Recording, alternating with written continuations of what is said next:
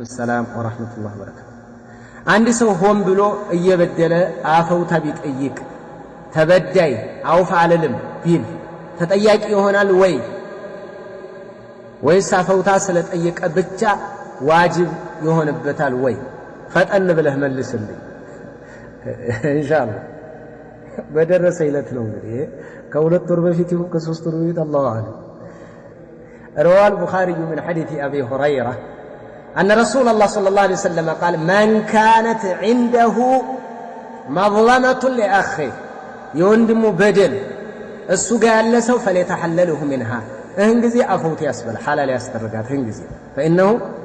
ليس ثم دينار ولا درهم إذا دينارنا درهم إلا مزانيو آلم إذا كما درسنا كحسنا كما ستت بفيد اهنجزي حسنا كالك كسيئة من سيئة أخيه يازنا فطريحة عليه طالبتها ثم طريحة في النار ودئسة ورورا سلذي أفوتها أيك بدأ عفوت بل فبدأ ما شاء الله طرون ناقر قرنديت إياك يتبدل آكال أني عفوت على المكالة أيوجب بته العفو عن الظالم أو عدم العفو مرجعه إلى المظلوم ويتبدل من نفسه وهو حقنا عفوت بل على المكالة حقنا وكا نبتنا فيجوز له أن يتصرف فيه كما يشاء كيف يشاء يتلا آخران وأنت لما قبلها لا يتلا عفوت على لما يتلا قل يقرب النجار على من عفوت بمعنى የሚያገኘው ማዕረግ የሚያገኘው ደረጃ ይቀርበታል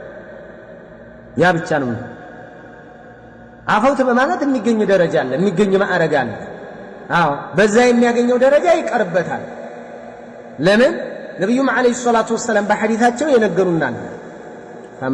በቁርአን አንቀጹ ጋር ሲታያዩት فمن عفا واصلح فاجره على الله انه لا يحب الظالمين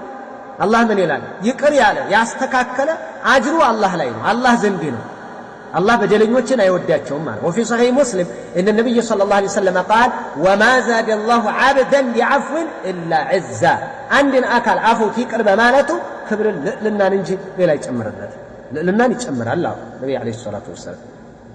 እና የቁርአን አንቀጹ فاجره على الله ነው የሚለው አጅሩ አፉት ባዩ ተበዳይ يقول شيخ الإسلام كذلك استنستو عند ميلوتالا لا يكون العفو من الظالم بدلنا يقر معناته اكو ايغود لبتم ليس مسقط لاجر المظلوم تبدي لبدي عفوت معناته እንደዛ ነው ማለት የተበደለው አካል የበደለው አካል ይቅር ማለቱ አላህ ዘንድ ያለውን አጅር አያስቀርበትም አያጎድልበትም በሌላ عفو عن الظالم يصير أجره على الله تعالى عندهم عفوت مالك عاجروا الله لا يندهون يعدل قلتها إيه دمو كبار فإنه ذا لم يعفو كان حقه على الظالم عفوت كالالك حق سويو لاين كسويو لاين لكن تقبل الله عفوت كالك فأجره على الله تبلها أجره الله لا يهونال الله زند اللي يبلتها أنت በልኩ ከሰውየው ላይ በበደለ ልክ ከመተቀበል አላህ ዘንድ ነው አጅሩ ተብሎ ከዛ ብታፍሰለው ይሻላል ስለዚህ ይሄ ደረጃ ይቀርበታል እንጂ ግዳጅ ነው አፈውት ካላልክ ኃጢያተኛ ነህ ጥፋተኛ ነህ አይባልም አፈውት አለልም ካለ አፈውት አንተ ግን አፈውት አስብለው እንቢ ቢልህ ደግሞ አላህ አንተን በሆነ በኩል የሚከስበት አለ ምን አጅሩን እንዲሟላለት አላህ ይከፍልልሃል ሰላም ልታገኝ ትችላለህ እን ጊዜ አፈውት አስበው በቃ ላንተ ይሄ ነው ለሱ ደግሞ ያይቀርበታል ነው እንጂ አለበለዛ ዋጅብ ጥሷል حرام ሰርቷል እንዴት አፈውት አይልም ተብሎ አይገድድ